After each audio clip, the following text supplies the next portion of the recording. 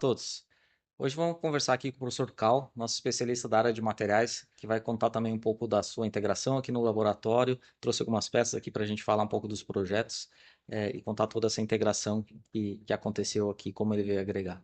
Professor Cal, muito obrigado pela sua participação hoje, trocar um pouco essas experiências aqui com a gente. E a gente sempre começa perguntando e ouvindo como é que foi sua chegada no ITA, né, num dos concursos mais recentes do ITA, como é que foi sua integração no CCM. Conta pra gente como é que foi essa sua trajetória. Ok. Bom dia, professor Borilli. Bom dia a todos, né? Muito obrigado pelo convite. Eu que agradeço estar aqui, né, participando do podcast. E então, né, eu estou no ITA faz agora 6 anos, né? Eu passei no concurso 2018, a última leva de concursos que teve.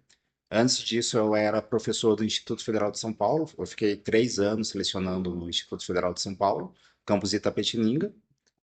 E, então, para mim foi uma mudança grande, né? O Instituto Federal é uma instituição que tem uma outra visão, uma outra abordagem. Também é uma ICT, mas tem uma outra abordagem. Lá, por exemplo, eu dava aula no ensino médio técnico também. E dava aula, então, na engenharia, dava aula no técnico subsequente, né? Técnico para pessoas já formadas no ensino médio, e também o técnico integrado no ensino médio. Então, vir para o ITA, poder trabalhar com pesquisa, com pós-graduação, é algo que me motivou bastante e que continua me motivando até hoje, né? Eu estou no CCM oficialmente desde o início do ano passado, mas eu comecei a colaborar, comecei a participar dos projetos do CCM em 2021, quando a professora Emília, ela me convidou para ajudá-la, né, para colaborar com ela no projeto Demesta, que era um projeto sobre estampagem de aço para aplicações automotivas. Então, eles estavam precisando de alguém da área de materiais para ajudar nesse projeto, para fazer a caracterização mecânica e estrutural, né, microestrutural, como a gente costuma dizer, que é analisar a estrutura ao nível microscópico dos materiais. Então, ela me convidou para colaborar com esse projeto. Eu e um aluno começamos a atuar no projeto Demestra. No ano seguinte, em 2022, abriu praticamente um spin-off desse projeto Demestra, que foi uma chamada do programa Rota 2030 para trabalhar com estampagem de alumínio, né? O Demestra trabalhava com aço, então eles abriram uma nova frente de trabalho em alumínio.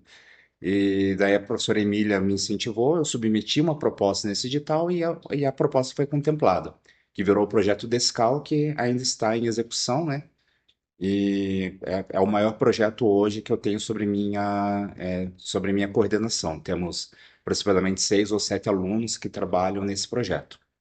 E depois disso veio o convite formal, né, para integrar a equipe do CCM. Então eu fiquei um tempo trabalhando aqui no CCM meio como um colaborador, né, meio como um visitante aqui. Depois disso eu fui integrado à equipe, hoje faço parte do conselho também, né, do CCM. E felizmente temos aprovado novos projetos aí, temos conseguido manter um time unido aí trabalhando, focando em materiais e metalurgia.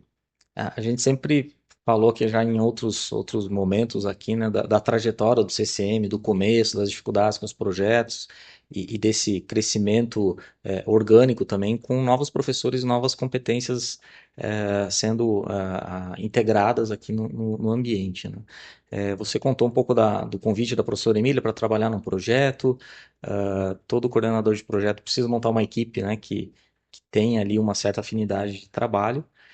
Mas eu queria explorar um pouco mais quando veio assim, a formalização do convite. Tá bom, vamos integrar o CCM.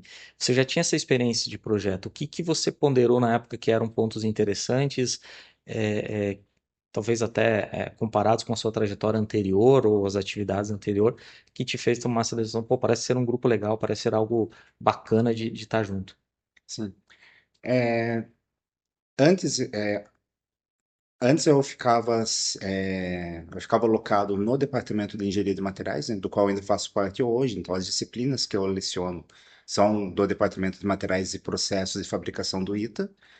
Tem uns exemplos aqui de perto. Temos alguns exemplos aqui, né? Então, a gente trabalha com várias formas de processamento de materiais. Então, desde processos, por exemplo, de usinagem, temos aqui um exemplo de cavaco, temos projetos em estampagem, como eu comentei, né, estampagem de alumínio, projetos de manufatura aditiva, né, a famosa impressão 3D de materiais metálicos, e também processos mais básicos, como laminação, trefilação, produção de ligas. Eu trouxe algumas antiligas, né, que são as matérias-primas que a gente utiliza para fabricar materiais com novas composições químicas. Então, desde o processamento, mas também os projetos costumam envolver principalmente a parte de caracterização dos materiais. Então, trouxe aqui amostras para metalografia, que é a amostra que a gente leva para o microscópio, para analisar a estrutura a nível microscópico mesmo. Temos ensaios, temos amostras para ensaio de tração, para poder medir a resistência dos materiais. E vários projetos do CCM, eles já envolviam materiais de alguma forma. Porque se você vai fazer um projeto de usinagem, o que que você está usinando? É um material. O que que você usa para usinar? A ferramenta, seja ela de aço rápido, seja de metal duro, seja de uma cerâmica técnica, seja uma ferramenta com PVD, né, com diamante, tudo isso, na verdade, são materiais. Então, eu sou formado em engenharia de materiais e uma coisa que a gente aprendia no curso, né, que era passado para a gente, é que toda engenharia é, em certo grau, engenharia de materiais. Porque você não consegue dissociar qualquer engenharia dos materiais que ela utiliza. Então, eu vi muito potencial de trabalho no CCM, trabalhando junto com os outros professores aqui do CCM. Por causa que o ITA, como a gente sabe, ele não tem um curso de engenharia de materiais. Então, eu sou professor de engenharia mecânica, temos as disciplinas de materiais dentro do curso de engenharia mecânica, assim como temos no curso de engenharia aeronáutica, engenharia aeroespacial, mas não tem um laboratório, um grupo dedicado a materiais. Então, duas coisas que me chamaram muito a atenção no CCM foi a possibilidade de trabalhar junto com outros professores, principalmente nos projetos de manufatura, de processamento, e também eu gostei muito do modus operandi do CCM. O pessoal às vezes brinca, né, que professor universitário costuma ter um ego meio inflado, às vezes é muito comum em universidades, em departamentos começar a surgir rixa, rivalidade, e o CCM é muito diferente disso. Aqui somos uma equipe de 8, 9 professores, trabalhamos unidos, a gente prospecta projetos juntos, executa projetos juntos. Então, essa integração, esse espírito coletivo, essa esse trabalho conjunto em equipe foi algo que me chamou muito a atenção, conforme eu fui conhecendo os procedimentos, fui conhecendo a equipe, trabalhando como convidado em alguns projetos, e eu percebi, esse é um ambiente no qual eu gostaria de trabalhar, porque aqui eu vejo potencial para a minha carreira, para os meus projetos e também para auxiliar os projetos dos meus colegas. A gente sempre gosta de ouvir, né, essa motivação, né, o que motiva as pessoas. Agora, trabalhar com projetos também tem um lado desafiador, que é o excesso de carga, porque além das aulas, tem os projetos, tem as equipes, tem a manutenção de laboratório. Mesmo assim, compensa, vale a pena. Mesmo assim, vale a pena, por causa que desafios são motivadores. Então, apesar da carga de trabalho, das dores de cabeça, das responsabilidades que os projetos trazem, eles ainda, no fim do dia, eles ainda são motivadores e também é algo gratificante você ver que você consegue agregar alunos a um projeto, principalmente projetos no qual há participação de empresas, iniciativa privada.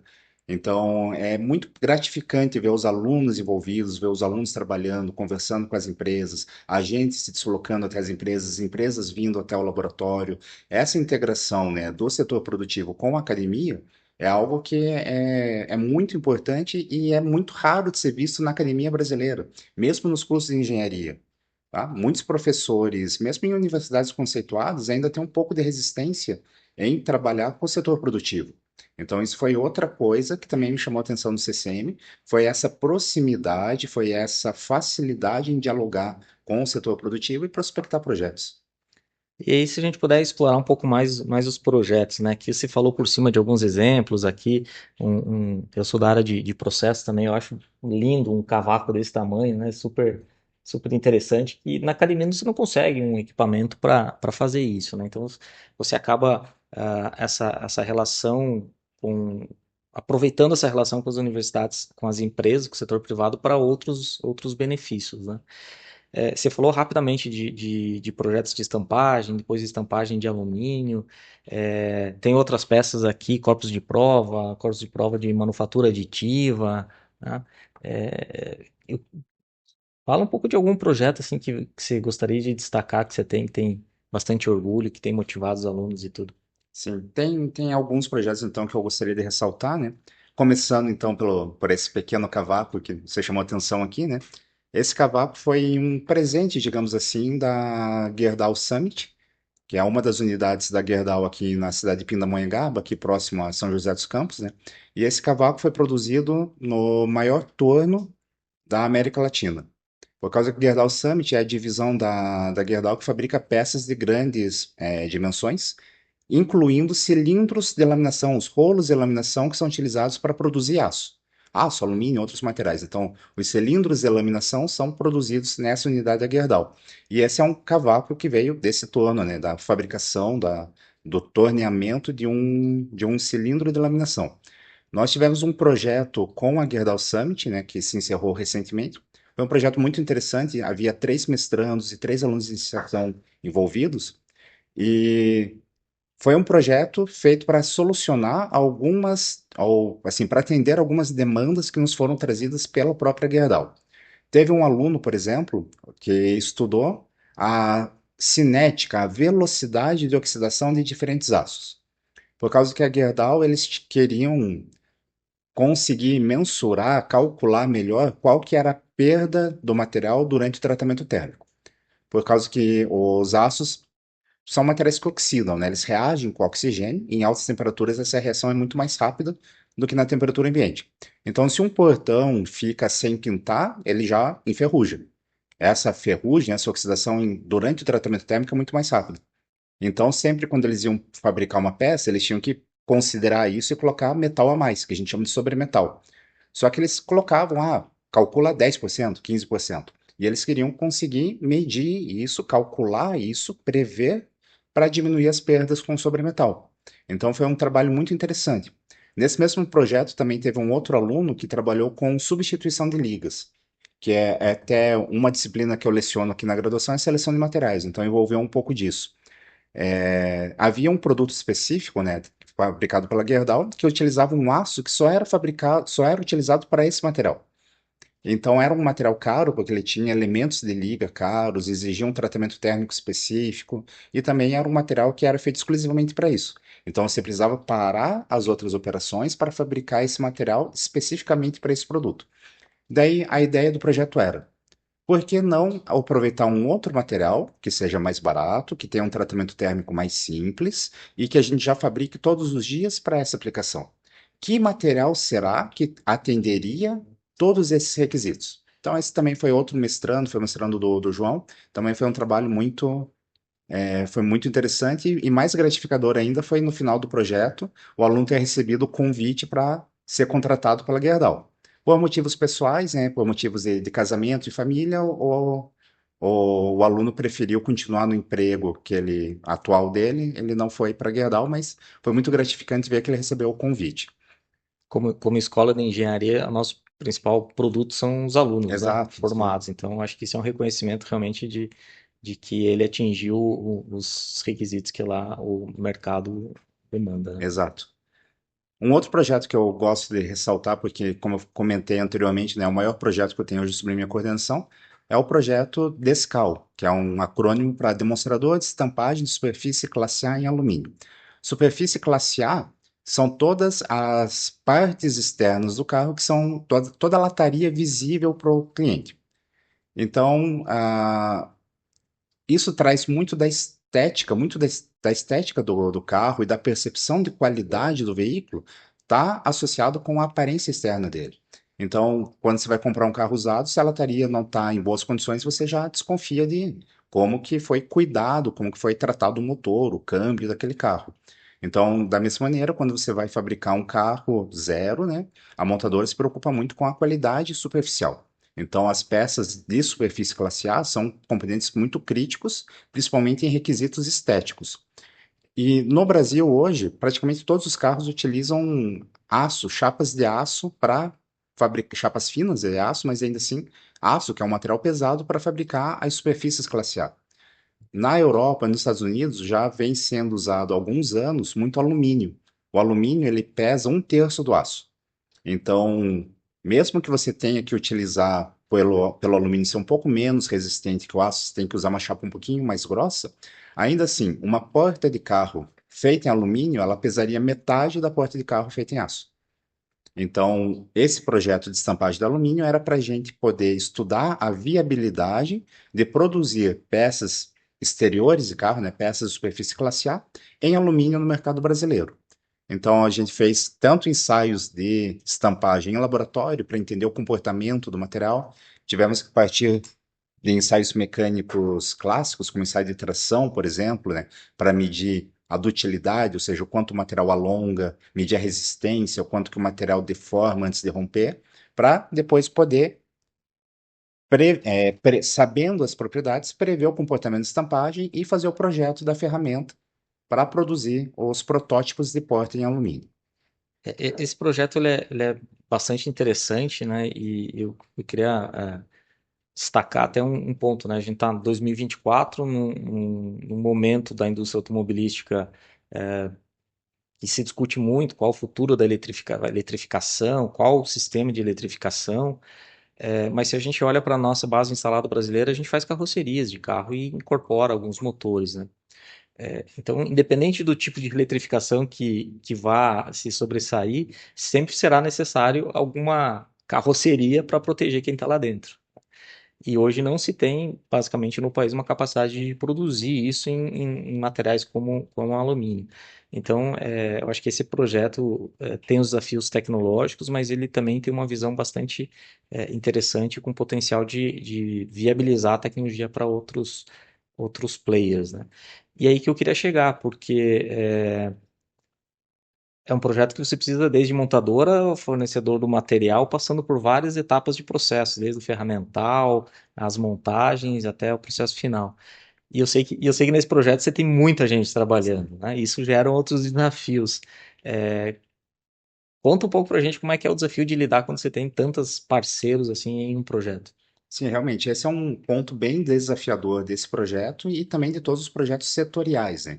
Que não são projetos com uma empresa específica, são projetos voltados para um setor, e daí você tem, como você bem comentou, professor Burili, vários entes dessa cadeia, vários elos dessa cadeia. Então, a gente tem desde uma empresa que fabrica a matéria-prima, a empresa que fornece o alumínio, até as montadoras que são os usuários finais da superfície classe A, do produto estampado em si, passando aí no meio por ferramentarias, que são as empresas que projetam e fabricam a ferramenta de estampagem, passando por fornecedores de softwares de simulação, passando por fornecedores de insumos, como por exemplo lubrificantes para estampagem, então, são vários players, né?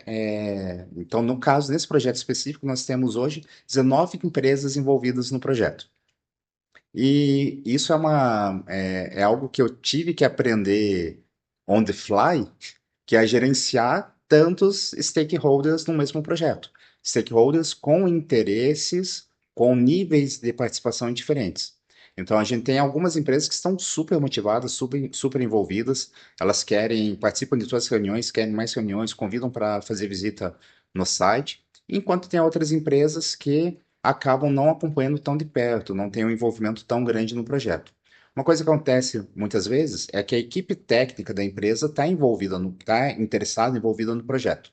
Mas aí, por questões internas da empresa, há uma reestruturação, as pessoas migram de área, ou são desligadas, ou partem para outros desafios, e a nova equipe não está envolvida no projeto. Então, a gente acaba se distanciando da empresa por causa dessas mudanças internas. Mas são desafios que a gente vem aprendendo a lidar. Esses desafios também foram o principal motivador que me levaram a procurar uma formação em gestão de projetos, né? Porque eu sou formado em engenharia de materiais. E durante a minha carreira no doutorado ou como professor, eu sempre treinei como prospectar e aprovar projetos, mas nunca tinham me ensinado a gerenciar um projeto, ainda mais um projeto tão grande. Então, por isso, hoje eu estou cursando um MBA em gestão de projetos para conseguir aprender as ferramentas para gerenciar esses tipos de desafio. Porque é inegável que o impacto que um projeto que tem toda a cadeia, ele pode ser muito mais rapidamente absorvido pelas empresas, o conhecimento, a tecnologia, de fato virar lá a evolução dentro das fábricas, né? Trabalhar as partes individuais é mais tradicional na pesquisa, mas integrar tudo gera um esforço maior, como você comentou, de alinhamento de expectativas, de integração de equipe, mas o potencial de impacto é bem maior. Sim. Além das burocracias, né, que também gera muita burocracia. Sim, qualquer alteração no projeto, a gente precisa da aprovação das 19 empresas do projeto. Então, empresas, principalmente empresas grandes, que têm um setor jurídico mais engessado, todos os termos aditivos, as pedidos de prorrogação, por exemplo, de prazo do projeto, precisam ser encaminhados ao departamento jurídico da empresa e muitas vezes demora de 30 a 60 dias para a gente ter essa resposta. Então, no início, a gente não tinha essa ciência, né? Então, a gente acabou deixando que isso impactasse no prazo do projeto. Mas depois a gente aprendeu isso, a gente começou a ter que absorver isso no cronograma e pensar com essa antecedência para conseguir não deixar que esse tempo burocrático impactasse no cronograma técnico de execução do projeto. Bastante interessante, né?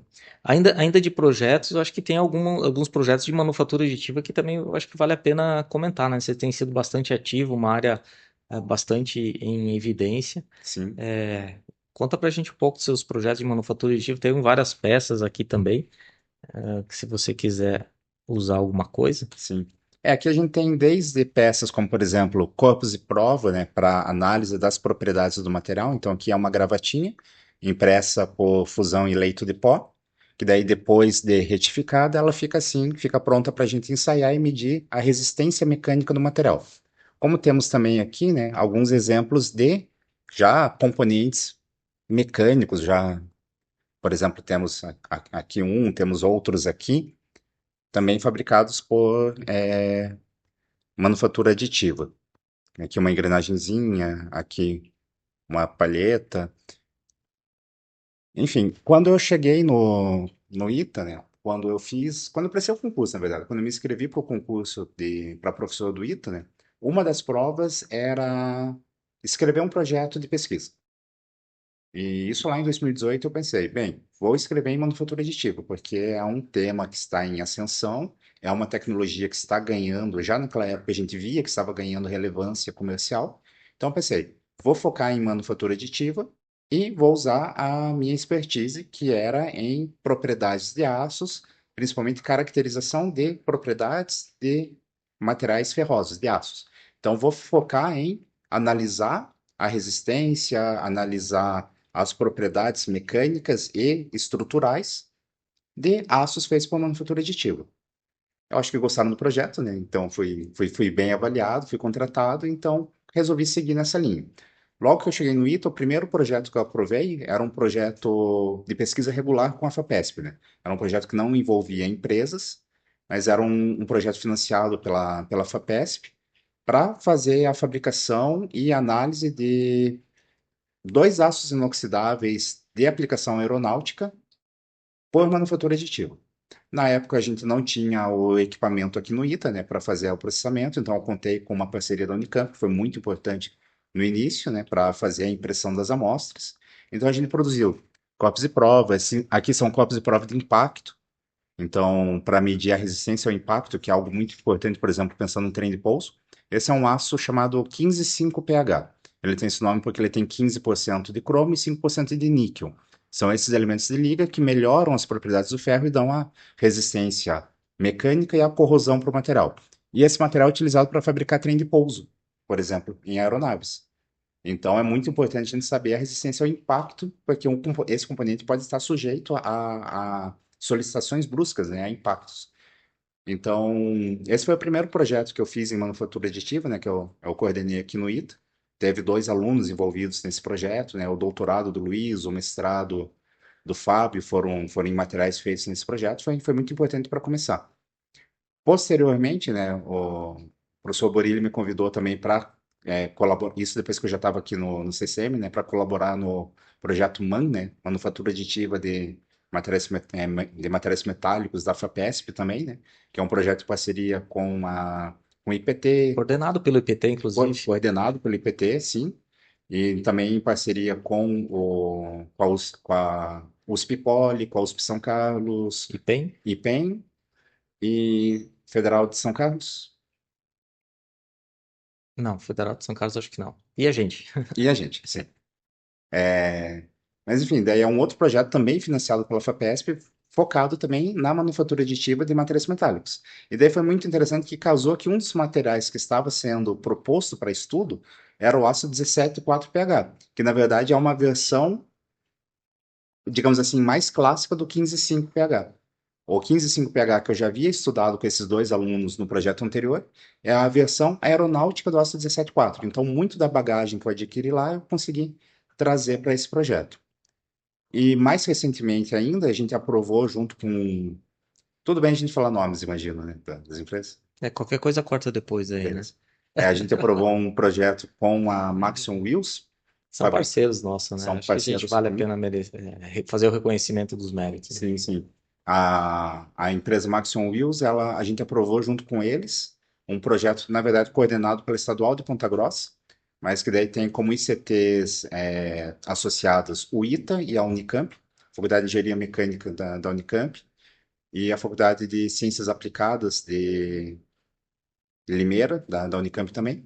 A gente aprovou um projeto para fazer a fabricação de insertos e moldes por manufatura aditiva por deposição a ar.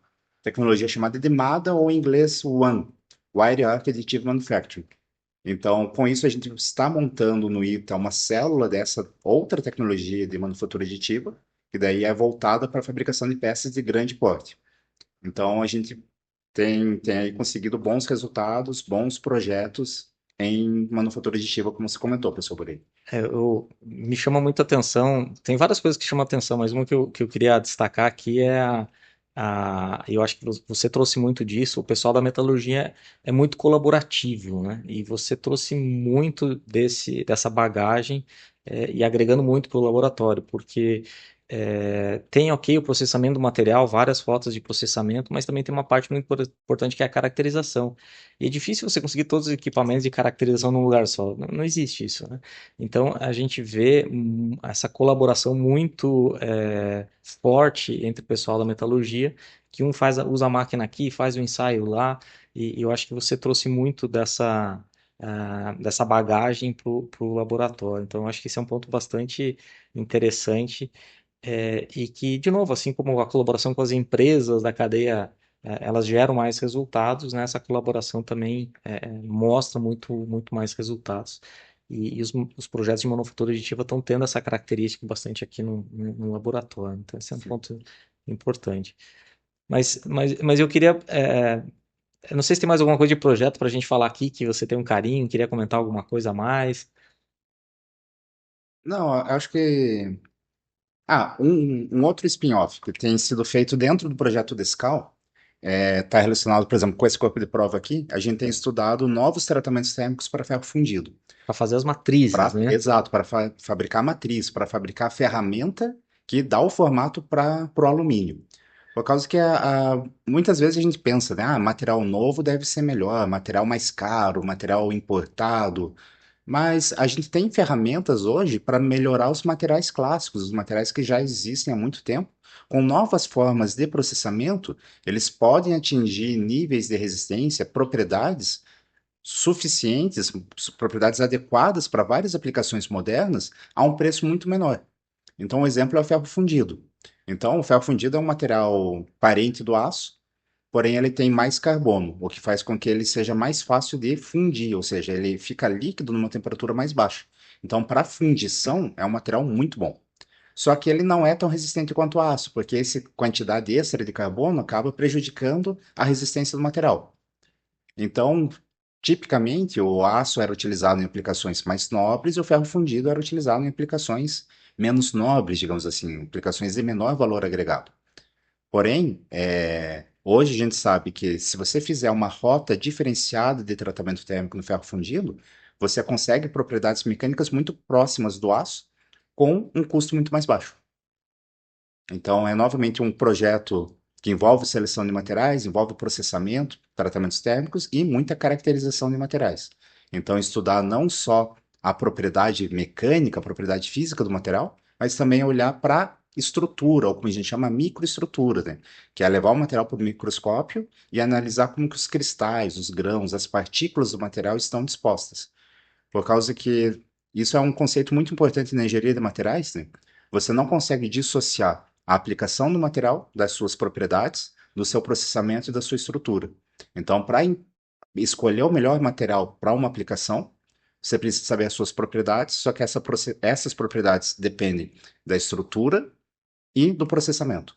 Por isso que um aço forjado e um aço fundido, apesar de ter uma composição química às vezes parecida, eles têm propriedades muito diferentes, porque a rota de processamento influencia muito na propriedade e, portanto, na aplicação. Então, é a mesma coisa de ferro fundido, sem mudar na composição química, mudando a estrutura, devido a um processamento térmico diferente, a gente consegue melhorar a propriedade e dar novas aplicações para esse material. Eu queria aproveitar isso, porque daí volta, né, no relacionamento com as empresas, né? Você falou do material, propriedade e aplicação, né? É, essa aplicação foi identificada junto com as empresas. Sim, Então, de novo, né, a relação com as empresas ela gera spin-offs, gera uma continuidade de projetos, né? Mas eu queria também chamar atenção para um outro ponto aqui, né? O professor Cal ele entra bastante tecnicamente nas explicações, mas depois ele falou que, pô, pera lá, eu tenho que trabalhar na gestão, eu tenho que melhorar, né? Tô trabalhando nessa questão de gestão. É, mas não é só gestão de projetos, né? O professor Cal tem também uma função bastante importante na pós-graduação do ITA como coordenador de área. sim. Então é mais uma função, além de dar aula, coordenar projeto, melhorar a sua capacidade de gestão, ainda tem essas questões administrativas, né? Como é que é conciliar tudo isso com tantas atividades para serem executadas? Sim. Dentro da pós-graduação em Engenharia Aeronáutica e Mecânica do ITA, né, nós temos três grandes áreas de concentração. Uma delas é materiais, manufatura e automação. E desde 2021 eu sou o representante dessa área.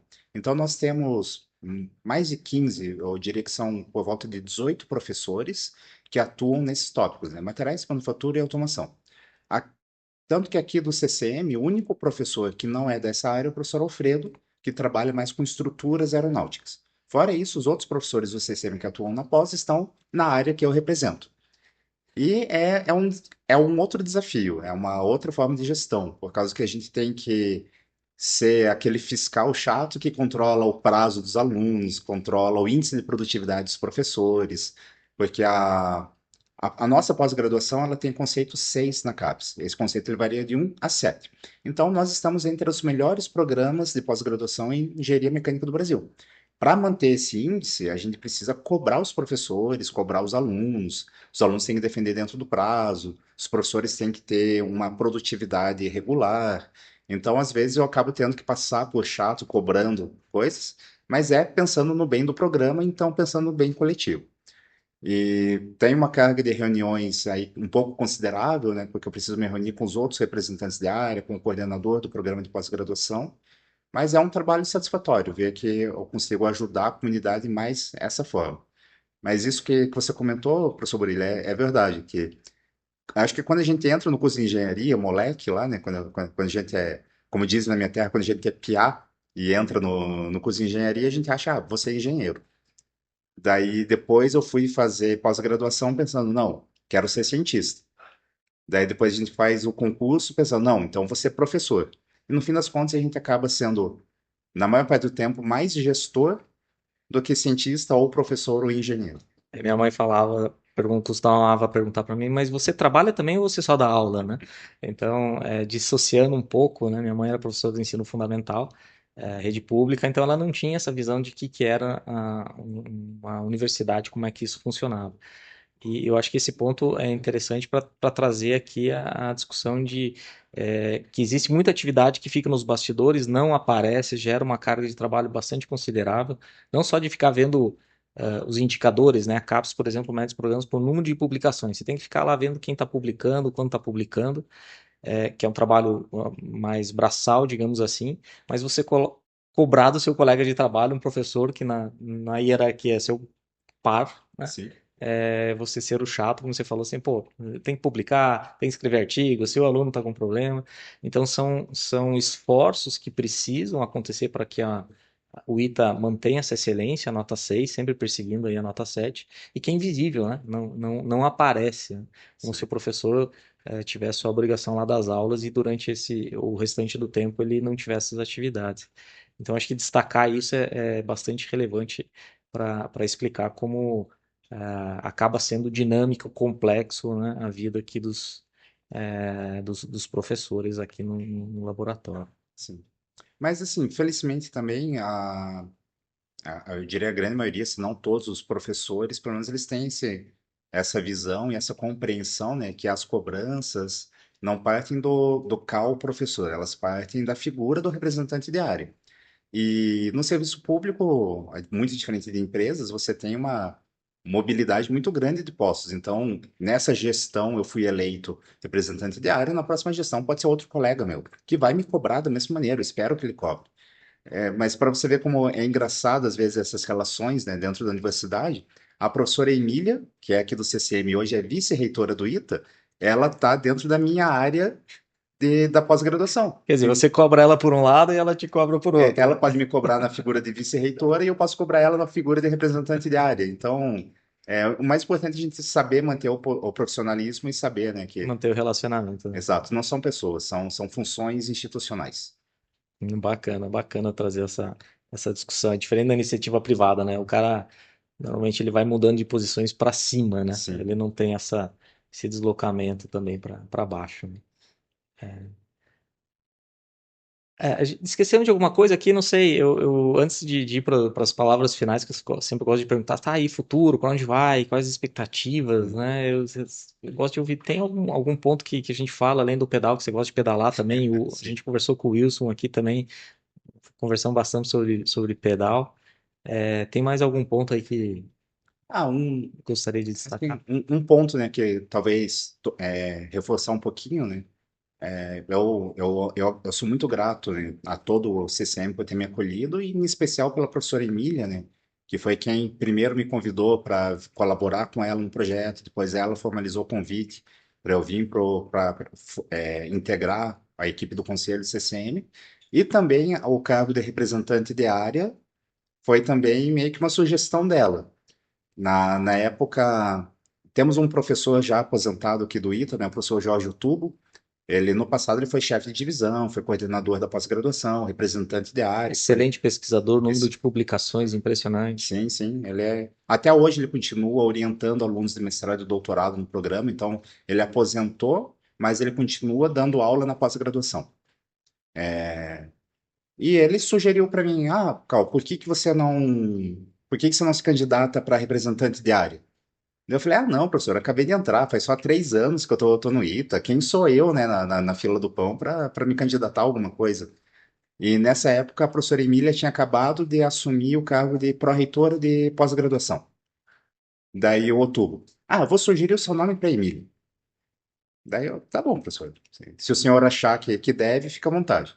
Daí depois a professora Emília veio comentar comigo, Cal, fiquei sabendo que você vai se candidatar a representante de área e achei muito bom. Eu falei, Emília, não tô querendo muito, eu acho que não é o momento ainda, eu acho que ainda não tenho experiência, bagagem, eu acho que é mais importante eu focar agora no meu currículo, na minha carreira pessoal. Daí a Emília falou uma coisa que me marcou muito e eu levei isso como lição, né? Em outras palavras, ela falou, Cal, todo mundo tem que ajudar a carregar o piano. A carreira pessoal é importante, mas você também tem que pensar em prol da instituição. Aí eu vesti a camisa, aceitei o desafio, me candidatei, acabei sendo eleito e tô aí quase acabando a gestão agora. E esperamos que continue em alguma função por ali, né? Mas eu queria pegar esse comentário que você fez e destacar um outro ponto que apareceu, né? Praticamente todos os professores aqui do laboratório eles têm uma função de apoio administrativo no item em alguma instância, né? Então, é uma característica também marcante aqui. Todo mundo que falou, a gente sempre puxou um pouco dessa conversa, porque tem, de fato, essa contribuição necessária para a instituição. Embora. também existe a necessidade do desenvolvimento pessoal na carreira, você não pode esquecer a instituição. Bacana. E para o futuro, Cal? Quais as expectativas, novos projetos que estão vindo? O que que você vê aí pela frente com uma mensagem que a gente pode deixar aí de final? Então, para o futuro, eu espero e prevejo, né, continuar trabalhando em vários projetos. Estou envolvido agora em outros 3 projetos setoriais dentro do Rota 2030, né? Vou ser coordenador de um projeto, outro, até pesquisadores de outras ICTs acabam convidando, Carl, não quer participar aqui do projeto que eu estou escrevendo? Então, eu estou em um projeto da UTFPR, lá do Paraná agora. O professor Rony, que do CCM, me convidou também para integrar a equipe do projeto Fera, também Rota 2030, atual programa Mover, né?